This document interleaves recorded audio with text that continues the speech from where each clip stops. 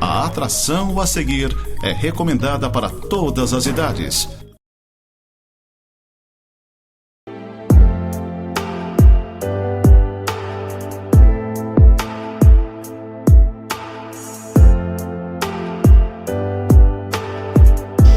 Olá, gente querida, gente amada, que a graça do Senhor Jesus Cristo esteja sobre a sua vida, em meio à sua casa, em meio à sua família. No último programa, eu abri a programação citando uma frase de C.S. Lewis, quando ele disse que existem dois tipos de pessoas. A primeira delas, aquelas que dizem, seja feita a tua vontade. E o segundo grupo, aqueles a quem o Senhor diz, então, faça do seu jeito. E a grande questão é em que grupo você está, em que grupo nós estamos. No grupo daqueles que declaram que a vontade do Senhor deve ser feita e satisfeita, ou naquele grupo que acha que a sua vontade deve ser satisfeita a qualquer custo e a qualquer preço. Há um episódio, e eu gostaria de trabalhar com você, sem, vamos dizer assim, sem querer ofender e sem querer entrar em posicionamentos dogmáticos, eclesiásticos. Simplesmente vou fazer uma retratação bíblica daquilo que a Bíblia ensina, e aquilo que a Bíblia ensina é aquilo que eu prego, né? Sem modismo, sem invencionice. Então eu quero que você receba a palavra do Pai, a palavra do Senhor, da maneira como ela é pronunciada, da maneira como ela está escrita. É a palavra que norteia a nossa crença, a nossa postura, a nossa fé. No Evangelho de Lucas, no capítulo 1, verso de número 38, Maria, mãe do Senhor Jesus, disse: aqui está a serva do Senhor, que se cumpra em mim conforme a tua palavra. E o anjo se ausentou dela. Veja bem o que ela disse: aqui está a serva do Senhor, que se cumpra em mim conforme a tua palavra. Eis aqui uma mulher que entregou-se completamente aos propósitos de Deus. Ela mesma se intitula como sendo serva do Senhor. E quando nós vamos para a etimologia grega da palavra serva, doulos ou doulé, no caso aqui o feminino, quer indicar escravo ou escrava. Nós sabemos que um escravo, ele não tem vontade própria, ele não tem a sua própria vontade como regra de fé e de conduta. O escravo, ele obedece ao seu senhor. E é interessante como ela, Maria, ela mesma se coloca para nós e diante do Senhor. Aqui está a serva, aqui está a escrava, ou seja, alguém que não tem vontade própria, mas que tem a resoluta decisão de permitir que a vontade do Senhor se estabeleça na sua vida. Qual era o propósito de Deus para a vida de Maria, a mãe do Senhor Jesus? No capítulo 1, no verso 31 até o verso 33, o Senhor diz: eis que conceberás e darás à luz a um filho, a quem chamarás pelo nome de Jesus. Ele será grande e será chamado Filho do Altíssimo. Deus, o Senhor, lhe dará o trono de Davi, seu pai. Ele reinará para sempre sobre a casa de Jacó, e o seu reinado não terá fim. Veja bem, o que acontece? Deus estabeleceu para Maria o fato de que ela geraria no seu ventre o Filho do Altíssimo, o Filho de Deus. Você vai conceber, você vai dar à luz um menino, o nome dele vai ser Jesus, ou seja, ela não teve chance de escolher sequer o nome do seu filho, o nome já estava pré-determinado, já estava estabelecido, a forma como ele viveria, como Filho do Altíssimo, né? Seria chamado Filho do Altíssimo, seu reino seria para sempre, um reino que não teria fim. Então foi Deus quem escolheu, foi Deus quem estabeleceu, e a questão que eu levanto é por que Deus escolheu Maria para gerar no seu ventre o Filho do Altíssimo, o Filho do Deus vivo.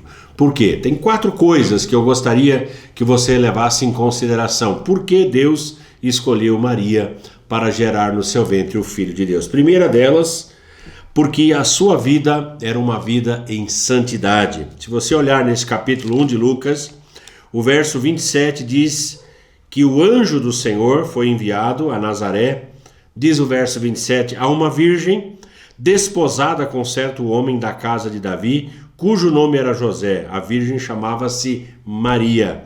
Uma virgem, uma mulher que vivia em santidade na sua sexualidade, reservando-se e guardando-se para o cumprimento dos propósitos de Deus na sua vida. Ela manteve a sua vida em castidade, morando numa cidade mal afamada, numa cidade que não tinha boa fama. Nazaré não tinha boa fama. Se você olhar no capítulo 1, no primeiro capítulo do Evangelho de João, versículo 46, quando Filipe encontra Natanael e diz para ele, achamos o Messias, Jesus, o Nazareno, ele vem de Nazaré. Filipe diz, mas espera aí, Natanael fala, pode vir alguma coisa boa de Nazaré, alguma coisa boa pode surgir dessa cidade, pode nascer dessa cidade. Por quê? Porque Nazaré era conhecida como uma cidade de prostitutas, era conhecida como uma cidade de ladrões, de salteadores. E no meio dessa, vamos dizer assim, dessa vivência errada, uma mulher resolveu viver de maneira que agradasse aos olhos do Senhor, ou seja, vivendo de maneira santa, irrepreensível, sem se entregar ao pecado, sem se entregar à luxúria. Ela manteve a sua vida casta para o cumprimento dos planos e dos propósitos do Senhor na sua vida. A grande questão que eu pergunto para você neste momento é se você tem o desejo no seu coração de andar dessa maneira também, de viver dessa maneira em santidade ao Senhor. O Salmo 139, eu acho interessante a gente dar uma olhada para esse Salmo, deixa-me só localizá-lo aqui.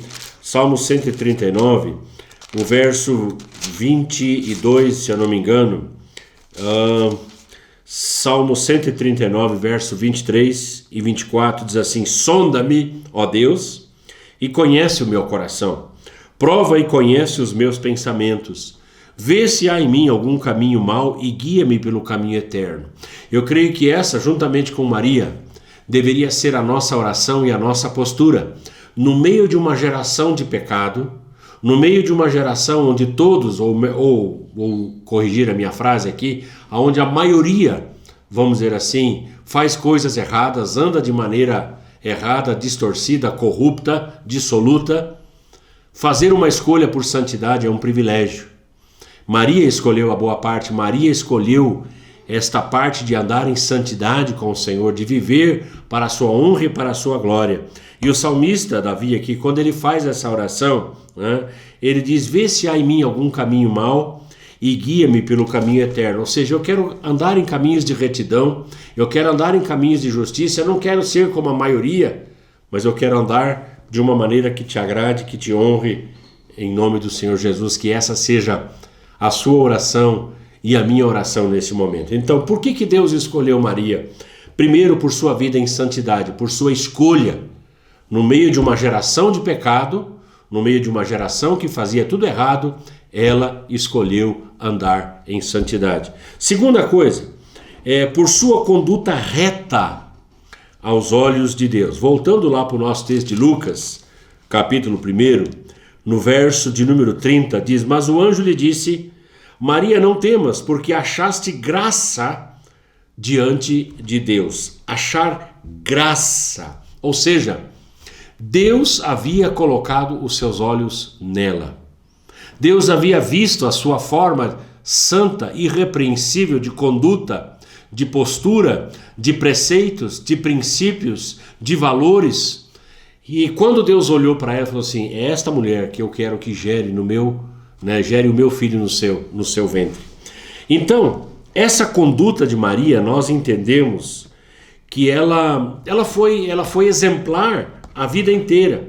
Quando nós olhamos para o Evangelho de Mateus, e se você tiver uma Bíblia e puder acompanhar, Maria foi santa, ela viveu de maneira santa, criando uma família sob disciplina, não é? No capítulo 13 de Mateus, versos 55 e 56, as pessoas se escandalizam e falam de Jesus, mas não é este o filho do carpinteiro?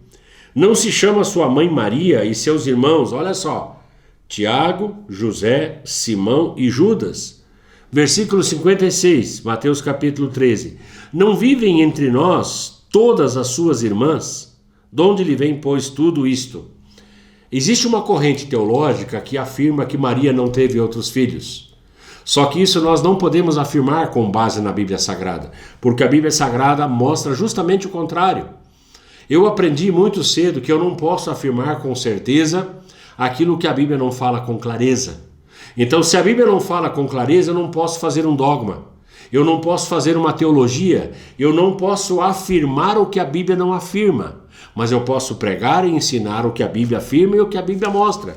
E a Bíblia diz que Jesus teve pelo menos 4 irmãos e outro tanto de irmãs.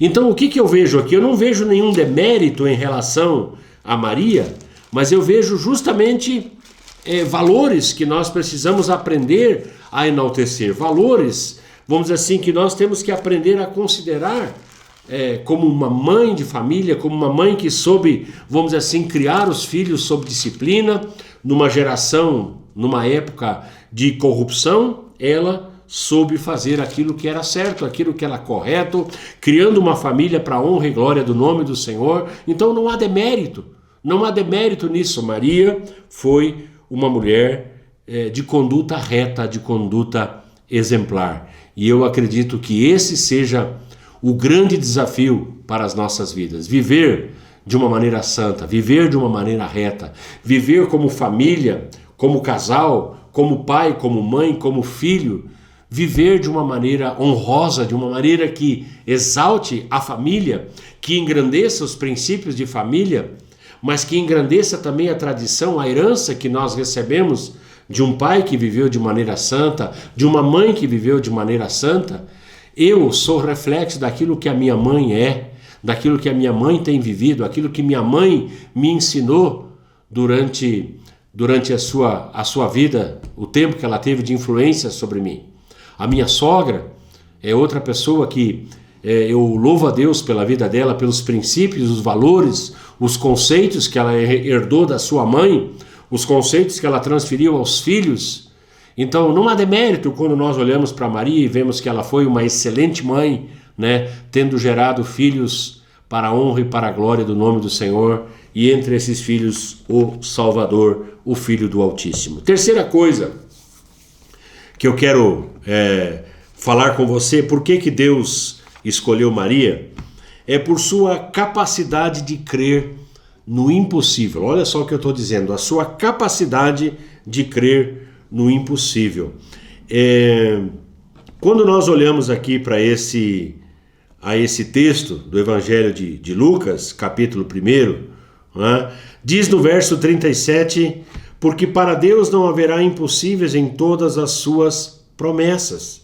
Seria um absurdo, né, nós olharmos, vamos dizer assim, para tudo o que aconteceu, né, sem ver que Deus tem planos e propósitos, e Ele quer ver esses planos e propósitos cumpridos na vida dos seus filhos. Então, Deus, Ele escolhe Maria justamente para que ela gerasse no seu ventre o Filho do Altíssimo. E isso, aos olhos humanos, seria impossível, seria algo totalmente fora, vamos dizer assim, da concepção humana, da probabilidade humana. Tanto é que ela pergunta, né? Eu não tenho relação com o homem, como é que eu vou conceber uma criança? Você tem que entender o seguinte, que na época havia um pré-contrato de casamento, e esse pré-contrato ele demorava exatamente 1 ano, aonde, diferentemente do que acontece nos dias de hoje, né, as pessoas não tinham nenhum contato físico, não é? E somente então depois desse pré-contrato é que o casamento era oficialmente realizado. E ela diz, eu não tenho contato com um homem para que eu possa gerar no meu ventre.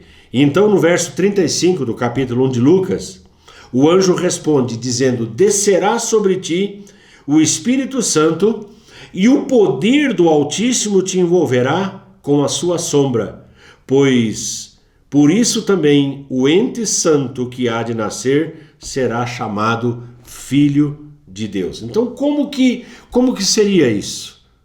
Como que Deus faria? Deus, né, envolveria Maria com a sua sombra, a sombra do Altíssimo, o poder do Altíssimo a envolveria, e ela, mediante isso, conceberia. Você precisa entender que Maria não podia gerar um filho de José para ser o Salvador. Por quê? Porque José teria, vamos dizer assim, a herança adâmica. E então o filho gerado no ventre de Maria teria que ser um ente sobrenatural, um filho gerado diretamente de Deus por meio do Espírito Santo, sem que houvesse a carnalidade, vamos dizer assim, a herança adâmica. Então veja bem, é um milagre, foi um milagre. E Maria, ela abriu, vamos dizer assim, a sua vida para essa possibilidade do sobrenatural, sem entender, sem compreender, mas se colocando como serva nas mãos do Senhor. Tudo o que aconteceu naquele dia, naquele instante, naquele momento, por determinação e presciência do Senhor, pela ação do Espírito Santo, foge completamente da lógica humana. E é por isso que eu digo que milagre a gente não explica, milagre a gente usufrui, milagre a gente experimenta. Então tudo isso fugiu da lógica humana e da explicabilidade da ciência. Tudo isso fugiu. A grande pergunta que eu faço é se você crê que Deus também quer operar na sobrenaturalidade na sua vida. Não foi só para Maria, não foi só para José, não foi só para aquela época, não foi só para aquele tempo, é para hoje também. Nós estamos à mercê, estamos dispostos, estamos sujeitos ao milagre estabelecido pelo Criador, e eu gostaria muito que o Pai fizesse milagres na minha vida e na sua vida, a exemplo do que fez em Maria. Deus, Ele é fiel para cumprir as suas promessas. No Evangelho de Marcos, capítulo 9, no verso 23, diz que tudo é possível ao que crê. Se você crê, os milagres de Deus vão acontecer na sua vida também. No Evangelho de Marcos, capítulo 10, verso 27, diz que para Deus tudo é possível. Eu gosto demais dessa frase. Para Deus tudo é possível. Para os homens talvez não seja. Talvez o momento circunstancial que você esteja vivendo, talvez seja um momento complicado. Talvez você não veja saída ou solução para os seus problemas, para as suas dificuldades. Mas eu estou aqui como servo do Senhor para dizer que há um Deus de milagres, há um Deus que faz grandes coisas, que continua vivo e atuando na história. E como agiu na vida de Maria e a partir de Maria para gerar no seu ventre o Filho do Altíssimo, há de fazer também na sua vida, a ponto de, vamos dizer assim, você não saber explicar, não saber como narrar, não saber como contar, simplesmente dizer foi um milagre, aconteceu, foi Deus quem fez, foi Deus quem realizou. Como que Deus vai fazer? Eu não sei, eu só sei que Deus vai fazer. Essa é a experiência da minha vida. Muitas vezes eu estou em situações ou em circunstâncias, vamos dizer assim, que pela lógica humana, pela ação humana não tem como sair, não tem como solucionar. Mas quando Deus entra na história da nossa vida, tudo muda, tudo altera. Então Deus é um Deus de milagres, é dessa forma que eu creio, é isso que eu prego e é isso que eu ensino. Cada dia é um dia sujeito aos grandes milagres e às grandes ações do Senhor na história da sua vida. Cada dia, cada momento, a cada instante. Quando a ciência diz que não, Deus diz que sim. Quando os homens falam que não vai dar certo, Deus diz que vai dar certo. E Deus entra com a provisão e Deus entra com o seu milagre. Cada dia, esse dia, o dia de hoje, é um dia de milagre na sua vida, sim, Senhor. Creia nisso, em nome do Senhor Jesus. Quarta coisa que eu gostaria de falar: por que Deus escolheu Maria, né? Por sua vida de adoradora. Se você pegar, e eu vou deixar você depois dar uma olhada com atenção, no Evangelho de Lucas, capítulo 1, a partir do verso 46, nós temos ali o Cântico de Maria, que ficou conhecido como o Magnificat. Maria, ela entoa um cântico, não é?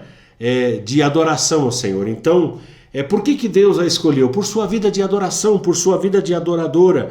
Ela diz, então: a minha alma engrandece ao Senhor e o meu espírito se alegrou em Deus, meu Salvador. Quando ela fala em se alegrar, o verbo usado é agalial, de onde vem um óleo chamado agalio e uma dança chamada agalido, que é uma dança alegre e saltitante.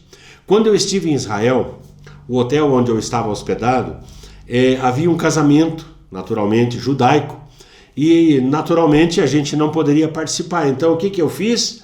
Eu entrei, subi uma escadaria e havia uma abertura por onde eu podia vislumbrar aquele casamento. Havia um corredor separando os homens das mulheres e todos pulavam e dançavam, cantavam alegremente, e eu vim a saber depois que aquilo era o agalido, aquela dança alegre, saltitante, pulando, festejando, dançando ao redor. Até uma fogueira tinha lá dentro do hotel. Eu falei, meu Deus, vai pegar fogo nesse negócio aqui. E tudo muito decente, tudo muito ordeiro, mas com muita alegria. Quando Maria fala isso, a minha alma se alegrou ou se alegra em Deus. É essa exultação que nós carregamos por Deus permitir que nós sejamos cumpridores dos seus planos e dos seus propósitos. Adoração não é cântico, adoração não é hino, né? Tem gente que fala, eu vou para o culto da adoração e vivência. A adoração ela é caracterizada por temor, por vida em santidade e por relacionamento. Se não tiver essas três coisas, não é adoração. É vida em temor, vida em santidade e vida com relacionamento com o Senhor. E a grande questão é se nós estamos dispostos a viver dessa maneira para a honra e para a glória do nome do Senhor. Maria viveu como serva, Maria morreu como serva e Maria vai ser ressuscitada como serva. E a grande questão é como você quer viver os seus dias. Como eu gostaria de viver os meus dias, como servo. E você como servo. Você mulher como serva. Permitindo que Deus cumpra os seus planos e os seus propósitos. Viva da maneira mais santa que você puder no seu dia a dia. Mesmo que as pessoas à sua volta não vivam dessa maneira, escolha. Faça a escolha de viver em santidade. Permita que os olhos do Senhor, os olhos de Deus, o alcancem justamente nesse lugar conturbado, profano, promíscuo, cheio de pecado, que muitas vezes você está vivendo. Viva para a honra e para a glória do nome do Senhor, como Maria escolheu e outros tantos que nós conhecemos na história escolheram. Eu escolhi, você escolheu, nós escolhemos viver para a honra e para a glória do nome do Senhor. Vamos orar. Paizinho querido, eu te louvo, te adoro pelo teu plano, pelo teu propósito nas nossas vidas. Te louvo, te adoro, porque o Senhor nos tem chamado para uma vida em santidade. Como Maria, nós queremos viver de uma maneira santa e irrepreensível no meio de uma geração de culpa, de pecado, uma geração que não quer saber do Senhor. Nós fazemos a escolha, como Maria, de andar em santidade, de viver em santidade, para que o Senhor possa cumprir os seus planos e os seus propósitos na nossa vida, Pai. Oramos com alegria, pedimos a tua bênção e o fazemos em nome do Senhor Jesus. Amém e amém. Gente querida, gente amada, que Deus abençoe a todos.